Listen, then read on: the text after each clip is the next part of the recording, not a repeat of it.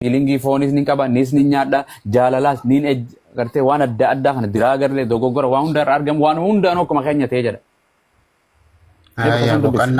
Ibroota boqonnaa afur lakkoofsa 14 hanqanarra. Egaa hangafa lubootaa isa guddicha bantiiwwan waaqaa keessaa darbee Yesuus ilmi Waaqayyoo ergaa qabaannee beeksisa amantii keenyaa jabeessinee in qabanna.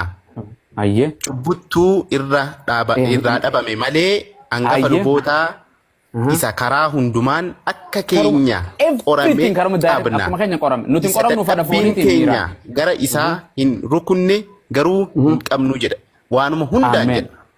With everything ani gartee yeroo garii miira jaalalaatiin fadhii wayiitiin qorama beelaan nin qorama dhukkubaanis nin qorama Yesuusis akkasuma Robeeraako. Amma gararraa isaatti yoo dubbate gaafa dubbatu maal jedha inni hangafa lubootaa ta'ee jedha. Jedhee beeke jechuun deebee hin jijjiiru konseptiin akkas eegaltuuf. Kaaraakterii isaa hundumaa dubbateetu dhumarratti maal jedhee inni cubbuu hundumarraa kan walabatee jedha. Hundumarraan jedhu cubbuutu irraan argamne malee jedhe akka jedhe waanuma hundaanuu akkuma nama qorata. Cubbuurraa walabatee. Boqonnaa 15 irra deebi'ee boqonnaa 15 eenyu sana ture gaafaan dubbise boqonnaa 15 takka. Boqonnaa 15 dhaggeeffadha qaceellotti mee. Akkana jedha. Cubbuutu irraa dhabame malee hangafa lubootaa isa karaa hundumaan akka keenya qorame qabna. Karaa maaliin? Karaa hundumaan. Beela'ee hundumaan. Okay, ati ni beela'eetu moo hin beela'eetu? Siin jechaan jira bar karaa hundumaa gaafa jedhu. Okay, karaa fuudhan jaalalti si qabdi fadhiin si qabdi moo sin qabdu? Fadhii maali?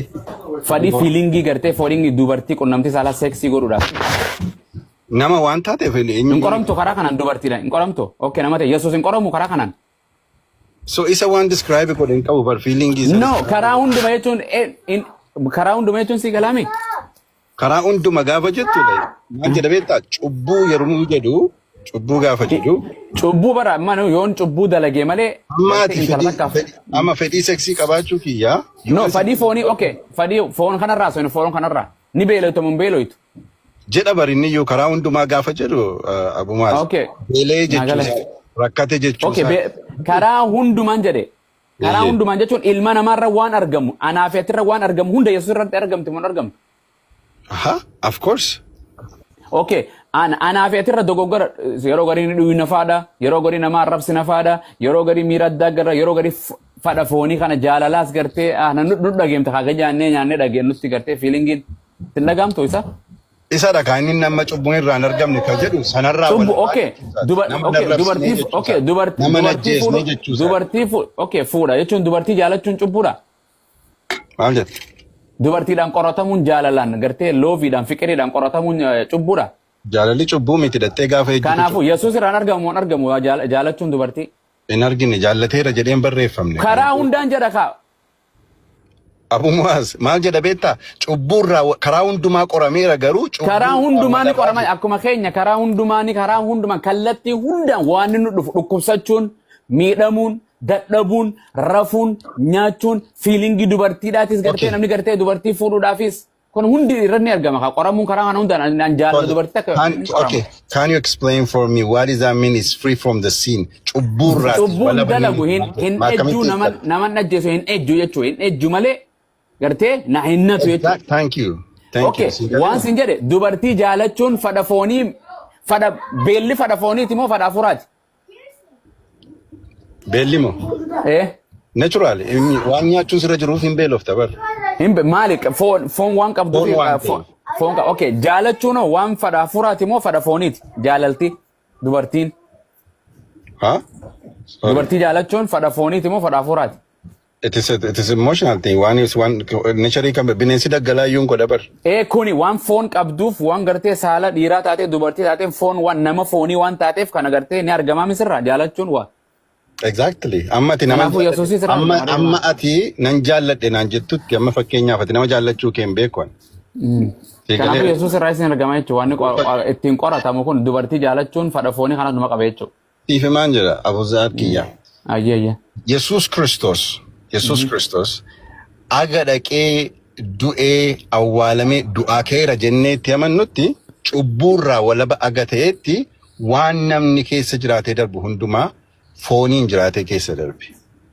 Kanaafuu waan jaalala dubartiisni qabaa jechuudha. Resurrection inni jedhu kuni du'aa ka'uusaa jechuun kiristaanota biratti it is another true face of Jesus Christ. Sigalee utu akka namaa tokkotti du'ee achumaan hafeera ta'e. Okay, amma fakkeenya.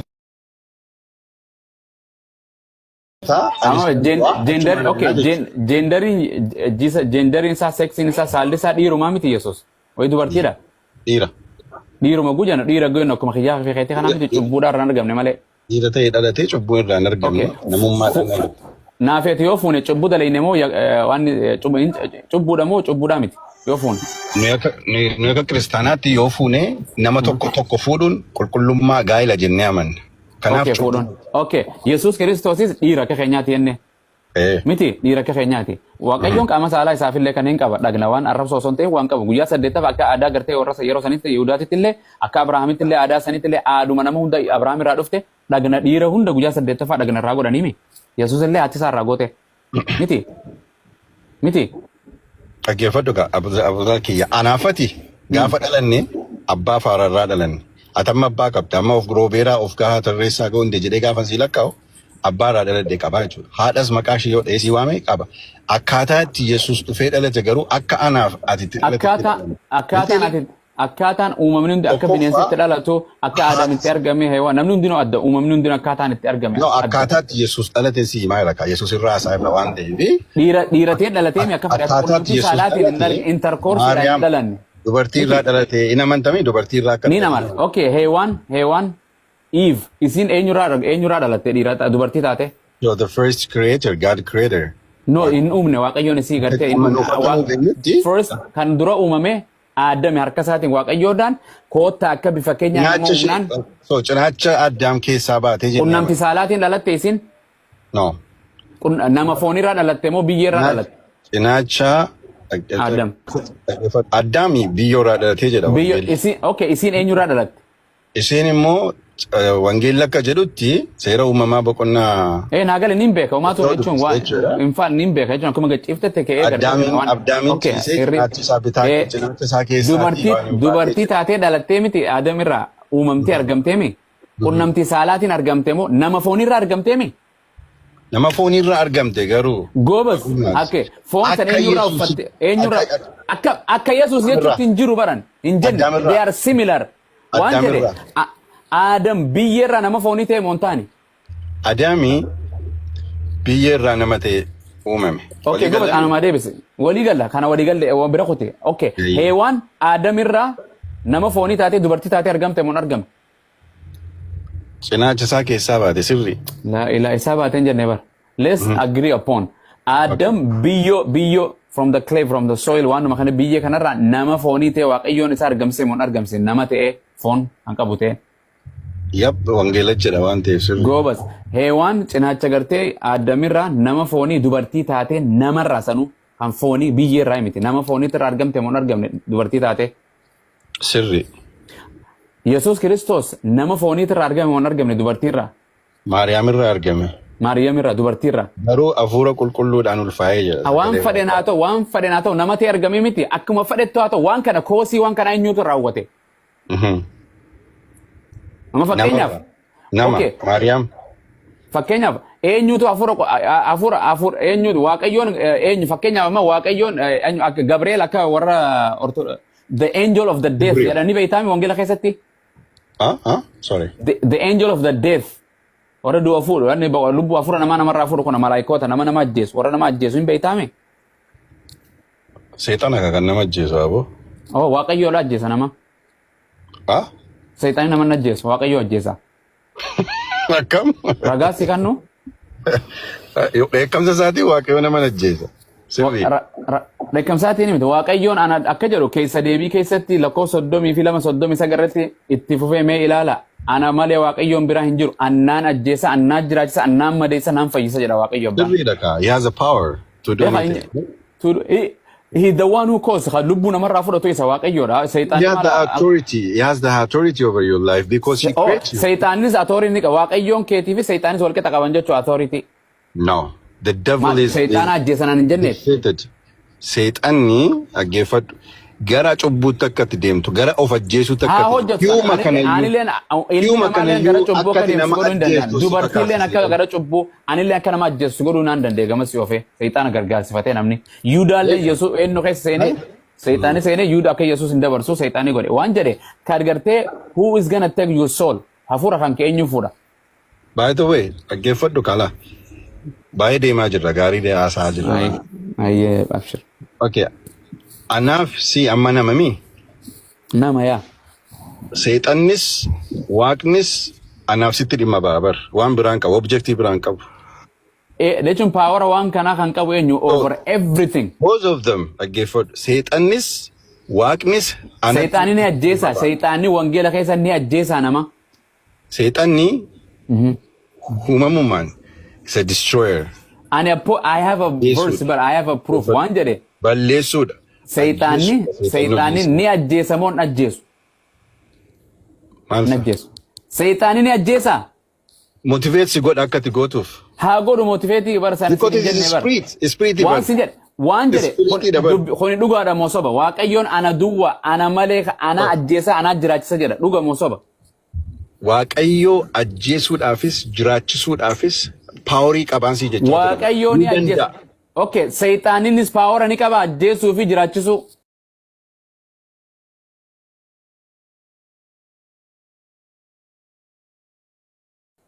Warra isaa mana irratti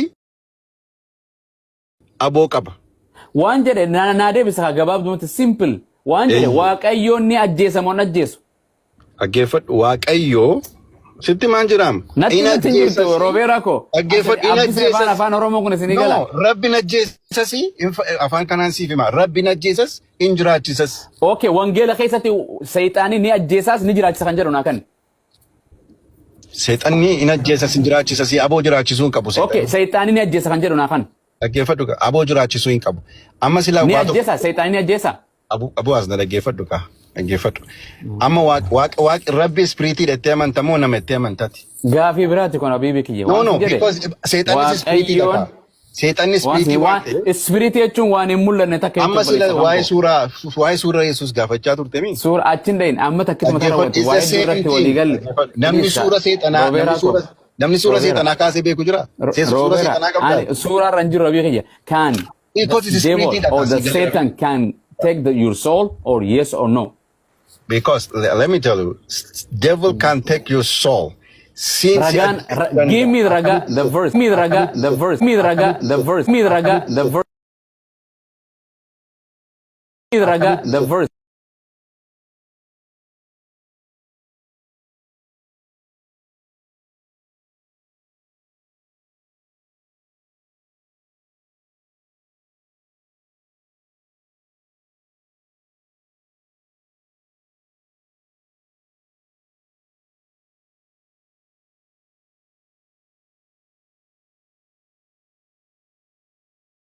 Explain to me what is amma naaf ibsuu dandeessaa hojiin seexanaa maalidha? Seexanni Hojii irra hin jiru. Hojiin jenne seexaanii waan fofokkottu abbaa keessa seexaanii akkuma Yohaannis 8:44 irra jiru. Seexanni jirti moo? Obboloowwan seexaana kan jedhamu ilmaan seexaana the children of devil kan jedhamu wangeela keessa guutu ilmaan seexaana hojiidhaan itti fakkaatte. Dhaggeeffadhu. Hojii isaati fofokkottuudha.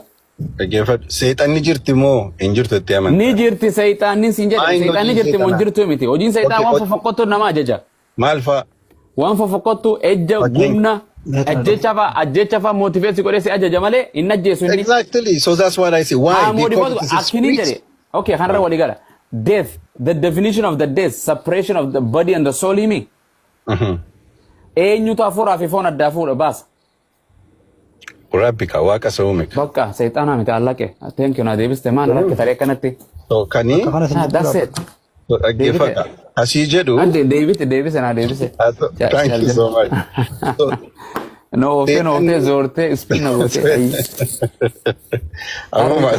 Ayyee go ahead. waa'ee suura silaas deebi'a. Suura Yesuus. Ayyee. Okay, as deebi. Suura Yesuus. Nuyi suura Yesuus hin beennu. Kiristaana ta'ee jechuudha. An peenteemii amma Okay, akka jedha amma Google sen beeka ani sen amanu suuraa Yesuus ni jirti jedheen amanu. But Google keessatti kana gootee Jesus yoo jette biliyeena si ba Allah yote Muhammad yote siif hin baatu. Dhaggeeffadhu suura Yesuus yoo amanattee Jesus jettee Google goote faranjii argita. Faranjii argita. Eenyutti godhe san waan san kiristaanatti godhe moo islaam? Faranjii mataa dheeraa kan funyaan bareedaa akka itti godhan ka Jesus ni baasa moo hin baasu? Nu hin beeknu kana bar nu hin beeknu ka.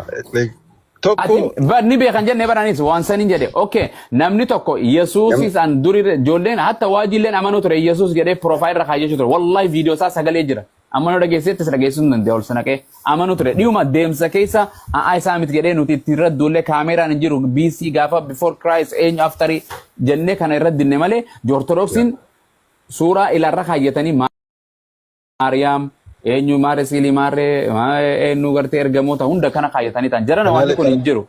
Jarri kana ile sillaasee beekama hin qabasanuu jarri itti dammaratanii mata ajaa'ibaati bar. So waan jedhani